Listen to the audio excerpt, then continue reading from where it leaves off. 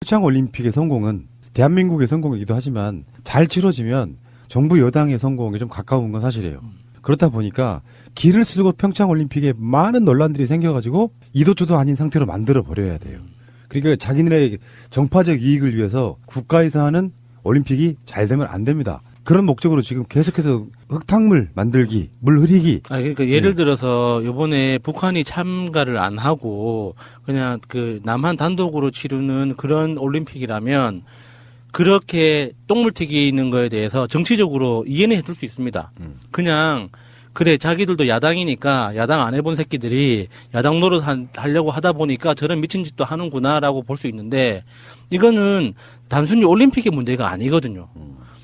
그 북한과의 어떤 평화 무드 그리고 앞으로 대한민국이 살아가야 되는 어떤 경제적인 로드맵이 어떤 방식으로 우리가 그 그림을 그릴 수 있는가에 대한 굉장히 중요한 단초를 놔야 되는 시기인 거예요. 그래서 이게 앞으로 뭐 그 개성공단을 다시 열든 북한과 교류를 시작을 하든 어떤 식으로 우리가 변화가 될지는 모르지만 기본적으로 대한민국 경제에 새로운 기회가 열리는 거거든요. 이거는 우리가 먹고 사는 문제하고 달려 있는 거예요. 특히 평화라는 문제가 그런 거거든요.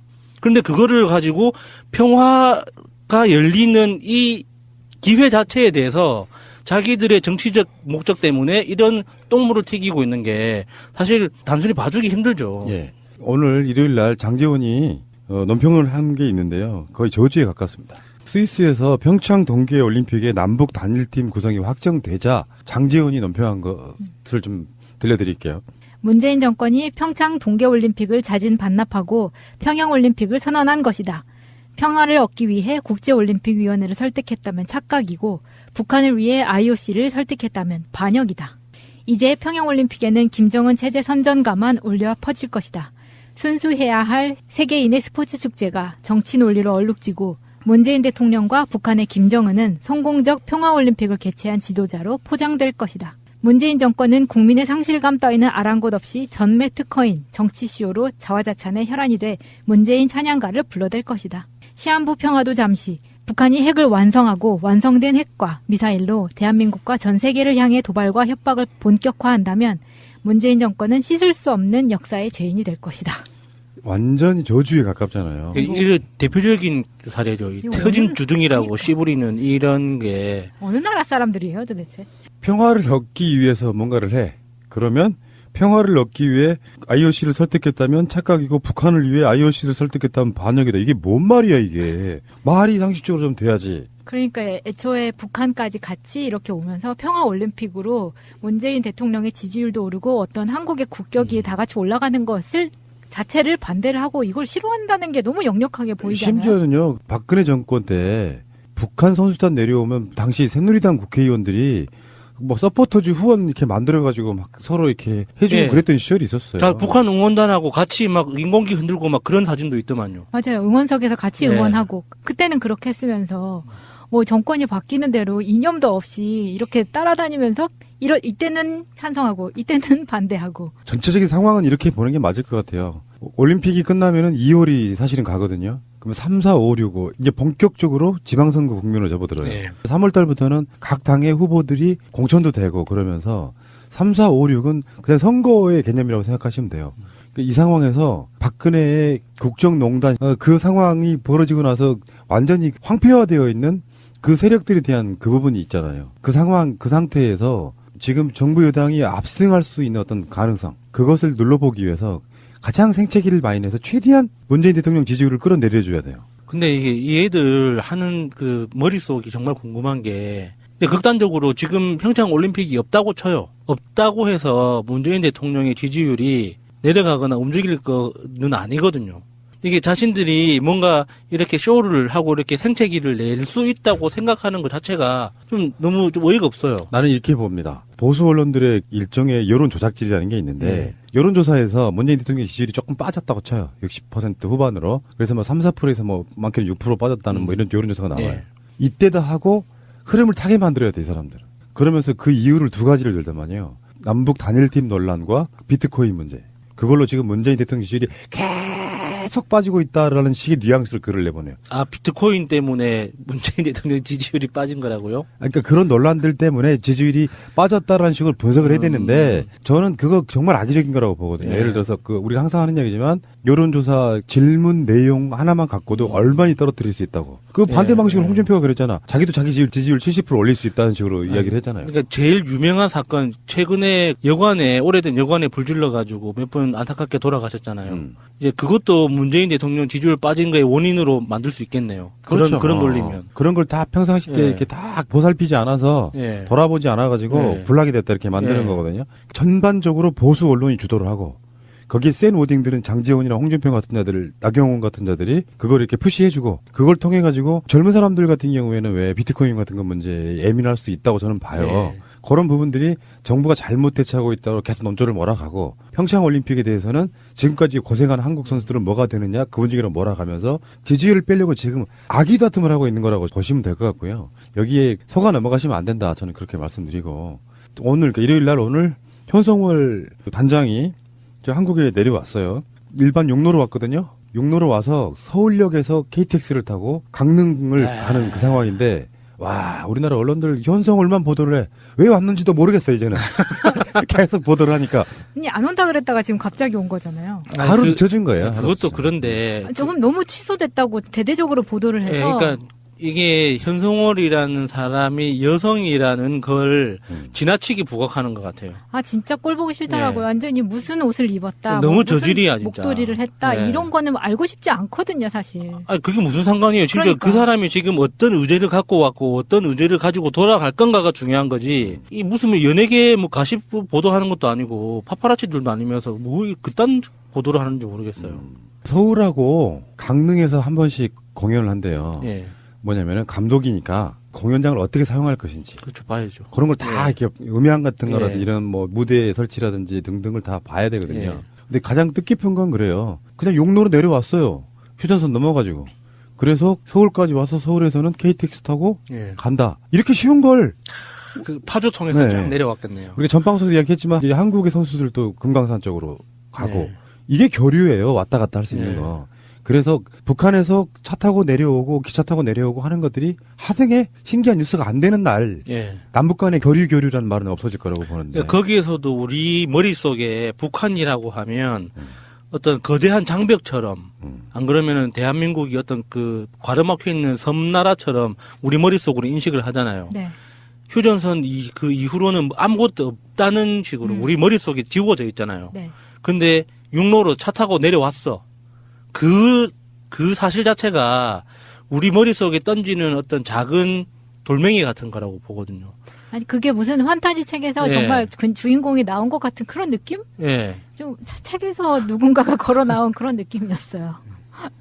사실은 그게 아닌데 누구든지 갈 수 있고 사실 자동차로든 걸어서로든 뭐 기차로든 얼마든지 왔다 갔다 할 수 있는 이어진 땅이란 말이에요.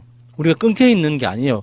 끊어 분단이라는 개념은 우리 머릿속에 심어져 있는 이미지인 거지 실제로는 하나의 땅이에요. 이어져 있는 길인데 우리가 가지 못하고 있는 것뿐이죠. 자, 좋아지면 그렇게 생각해 볼 수도 있어요. 북핵 문제에 어떤 방점을 찍고 그 모든 것은 다 북핵이 없어져야만 가능한 일이라고 생각하는 분도 있을 수 있다고 생각해요. 우리나라 보수 중에 그런 사람도 있습니다. 제가 어제 그 어떤 식당에서 또 꼭 어르신들 꼭 옆자리에 앉으면 다 소리 들리게 이야기하는 거 있잖아요. 네. 왜냐 잘 안 들리거든. 자기들끼리. 예. 근데 거기서도 그런 이야기를 노인들이 하고 계시더라고요. 뭐 이명박이 죄가 있네 없네.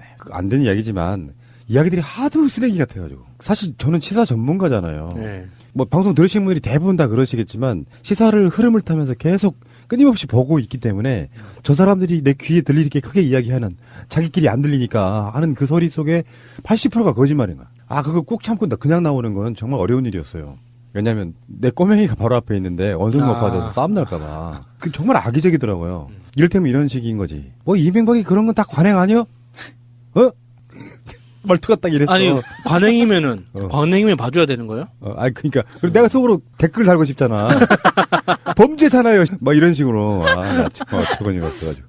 자 어쨌건 이 사람들은 나라가 좋아지는 건 안중에도 없어요. 나라가 좋아지는 거에는 어떤 것도 없어. 국민한테도 잘 살거나 이러기를 전혀 바라지 않아요. 그냥 그저 정권 잡아서 해먹는 거 알겠습니다. 어쨌건 평창 평화 올림픽 되는 거 맞고요. 거기에 평양 올림픽이라고 지금 계속 네이밍하는 세력들, 현재 국정원은 아니겠지만 국기득권들이 만들어내는 완관 어떤 카르텔 속에 자유한국당을 중심으로 한 요즘 말하는 네. 옵션 열기들이 좀 극성을 부리고 있는 이유가 바로 그런 게 아닌가 이런 생각을 해봅니다. 조직이 있다. 찾아내자. 가자. 가즈아! 예, 새가 날아든다만의 특별한 인터뷰 시작하겠습니다. 자, 오늘 모신 분들 일단 소개를 해드릴게요. 저는 이분을 정말 만나고 싶었습니다. 근데 이분이 뭔가 인연이 정말 안 닿는, 굳이 이분을 섭외해서 인터뷰를 듣는 것보다 우리가 우리 목소리 이야기하는 게 낫겠다. 그 정도로 믿음이 가는 바로 그런 분이십니다. 4.16연대 공동대표이신 박내군 대표님. 예, 안녕하십니까. 예, 어서 오시고요. 자, 그리고 정말 오랜만에 나오시네요. 자, 영석 아빠 오병환님. 네, 정말 반갑습니다. 진짜 오랜만이시죠? 예, 예. 한 새날 2번 출연하는 것 같은데요. 새날 앵청자 여러분, 정말 반갑습니다. 예. 그러니까 세월호 사건 나던 바로 그 해에 세월호 유가족으로는 처음으로 출연하신 분이세요. 그 후로 많은 분들이 출연하셨는데 그러셨고 어쨌건 보통 이제 저희들 뒤에서는 이제 막내군 위원장 뭐 이렇게 표현 많이 하는데 최근에 1987 영화 보면서 거기에 김정남이라는 인물이 나와요. 박근혜 정권 때의 김정남. 저는 그렇게 박내군 위원장 부르거든요. 김정남 선배는 여기 뒤에서 이렇게 하셨던 분이고, 저는 이제 이렇게 앞에서 드러내놓고 하는. 예.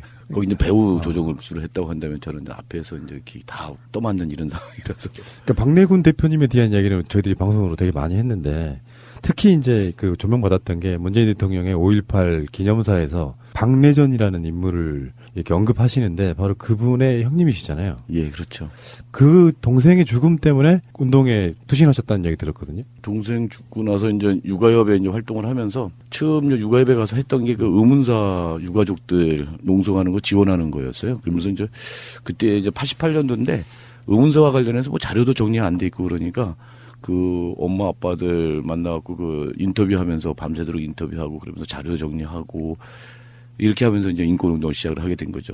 맨 처음에 이제 한 게 그런 국가에 의한 그런 의문사 또 고문 사건들 이런 거 하다 보니까 이렇게 자연스럽게 인권운동의 길로 들어오게 됐고 주로 이제 인권 사안들 중에 이제 이게 죽음과 관련된 국가에 의한 국가 폭력에 의해서 죽은 어떤 이런 문제들에 많이 이제 관여를 하게 됐던 것 같습니다.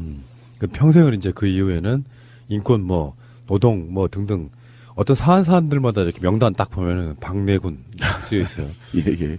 그러니까 이를테면 제가 봤을 때는 함세흥 신부님의 후계자 정도 느낌. 아이, 그거 아닙니다. 아, 그렇게 되셔야 될 것 같고요. 뭐 전 제 개인적인 생각은 그렇다는 말씀드리고 어쨌든 그 대통령 기념사의 동생 이름이 나올 때 어떤 기분이셨어요? 그때 이제 마침 그 세월호 가족들 오고 거기 5.18 묘역에 가 있었어요. 그 기념식 하는.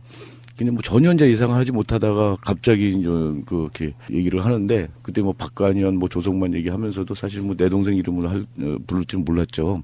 그래서 또 갑자기 이제 동생 이름이 이제 불리니까 상당히 좀 울컥하고 그러는데 만약 세월호 가족들로 같이 있지 않았으면 거기서도 저 뭐 울 뻔했어요. 뭐 그랬는데 그게 이제 왜 그러냐면 이제 올해가 이제 30년 되는 거고 작년에 29년이잖아요. 처음으로 공식 석상에서 제 동생 이름이 불린 거죠. 그래서 상당히 좀 감격스러운 어떤 상황이었고, 그래서 이제 돌아와서 이제 생각을 해보니까 이게 이제 유가족들이 마음이 다 그런 거거든요. 누가 알아주길 바라고 그거를 잊지 않길 바라고 이러는 거잖아요. 근데 이제 제 동생은 이렇게 이제 박내전하고 이제 대통령 이름도 불려주고 그러는데 곧바로 이제 그 전에 내 동생 전에 죽은 최덕수라든지 다른 사람들의 가족들이 생각나는 거죠. 그래서 이제 야 그때 이제 그런 비슷한 이유로 해서 죽은 사람들 이렇게 조금 명단을 이게 또 이렇게 그냥 자료를 찾아가지고 그날 밤에 페이스북에다가 이렇게 올린 거. 올렸어요. 그래서 똑같은 형식으로 그때 이제 한 사람 한 사람 부르면서 이제 어디서 뭐 이렇게 죽은 누구 뭘 외치면서 죽은 누구 이렇게 했잖아요. 그런 형식으로 해가지고 12명인가 이런 거를 이제 찾아가지고 그렇게 페이스북에다가 올리고 이제 그랬었던 적이 있습니다. 대통령께서 혹시 위원장님 의식하고 하신 거 아닐까요? 글쎄 그건 모르겠습니다. 저는 그런 느낌이 들었어요. 예. 일종의 이제 동생분도 그렇고 박내전님도 그렇고 대표님도 그렇고 결국은 진상규명이거든요. 네. 진상규명을 이렇게 형제간 생과 사를 넘어서 하고 계시는 거라서 존경스럽고요. 일단 반갑습니다. 예. 자, 우리 영석 아빠는 지금 나온 지는 오래됐지만 예. 동고차도 소식은 제가 계속 전했었거든요. 네. 동고차도에서 얼마나 계신 거예요? 동고차도로 뭐 달수로 한다면은 한 오래 있었죠. 거의 노숙 하신 거죠, 뭐 거기 가서. 예, 예. 거의 뭐 처음에는 굉장히 힘든 노숙이었지만 나중에 도움이란 후원을 해줘서 그나마 좀 나은 생활했는데 그래도 굉장히 거기는 춥고 그렇겠죠. 덥고 씻는 게 문제였죠. 또 먹는 것도 그렇죠. 제가 보기에는 이분도 우리 영석 아빠도 세월호 참사에 있어서의 상징적인 인물 중에 하나예요. 광화문에서 그 오랜 시간 그 추위 견뎠고 또 이제 동거차도 가서 고생하시고 저는 기억납니다. 세월호 관련해가지고 국회에서 가장 당차게 국회의원 당시 그 새누리당 국회의원들한테 항의하던 모습 최고였죠. 그때 생각하면 참 이제 제가 이런 활동을 안 했잖아요. 단체 활동을. 그러다 보니까 이제 그런 국회의원들이 이제 처음 대면한 거죠. 근데 그때 김기춘 비서실장이었죠. 그때 왔을 때 김기춘이가 그런 사람이었다면 저는 아마 멱살을 잡았을 겁니다. 최고예요. 네. 나는 그런 김기춘이가 그렇게 나쁜 사람인지는 몰랐어요, 솔직히. 네. 어떻게 보면 먹고 살기 바쁘다 보니까 우리 애가 희생되고 나서야 이런 정치인들 변질된 거, 이런 정부에 변질된 거, 그다음에 과거에 변질됐던 사람들이 다시 정권을 잡아서 국민들에게 더 가슴 아프게 했던 사람들이었다면 그때 당시 알았다면 아마 김기춘이는 아마 저에게 멱살을 잡혔을 겁니다. 패기가 굉장히 살아계시고요. 네. 그때는 아마 배는 게 없었어요. 그리고 이건 자식이 문제고 저도 세월호 문제를 매주라도 다루는 이유 중에 하나가요. 제가 처음에 약속했던 게 있어요. 우리 청취자분들한테. 자식을 잃고 거기에 대한 진상규명과 항의하는 사람들을 이길 수 있는 정권은 없다. 전 지구상으로 봐도 없다. 저는 끝까지 여러분들과 함께하겠다는 약속 드렸던 부분이 지금까지 오게 됐는데 세월이 지나서 가끔씩은 웃으면서도 이야기할 수 있게 됐다는 게 그만큼 세월이라는 게 무심한 거라고 생각이 들지만 그 처음으로 돌아가면 또 눈물 나는 이야기고요. 더불어서 지금 그 옆에 와 계시는 우리 영석 엄마 인사만 잠깐 나누세요. 인터뷰 할 생각은 없고요. 세월호 사건 관련해 갖고 어떤 현장에서 입은 얼굴 안 뵌 분들은 없을 거라고 생각해요. 영석 엄마, 우리 권미화님. 네, 반갑습니다. 네, 또 우세요. 왜 또 울어? 지금 왜 우신 거예요? 어떤 기분 때문에? 이제 시간이 오래 갔는데도 그동안 우리 했던 일들이 여러분들이 이렇게 조금만 단어 속에서도 우리가 필름처럼 넘어가니까 예, 그때 뭔가를 또 좀 더 알았다면 이렇게 길게 걸리지 않고 달라들었을 텐데 하는 생각도 들고요. 여전히 우리가 싸워야 될 일들은 부모라서도 할 수 있어야 되고 또 기성세대 어른으로서도 이제 지금 바로 잡지 못한다면 앞으로 이런 일이 계속 비일비재하고 그 많은 피해를 또 국민들이 받는다는 생각에 어쩌면 의무감과 책임감을 다 지키려고 노력하고 있습니다. 애청자 여러분. 네, 잘 오셨고요. 옆에서 숨죽여 계실 것 같은데 네네. 감사드리고요.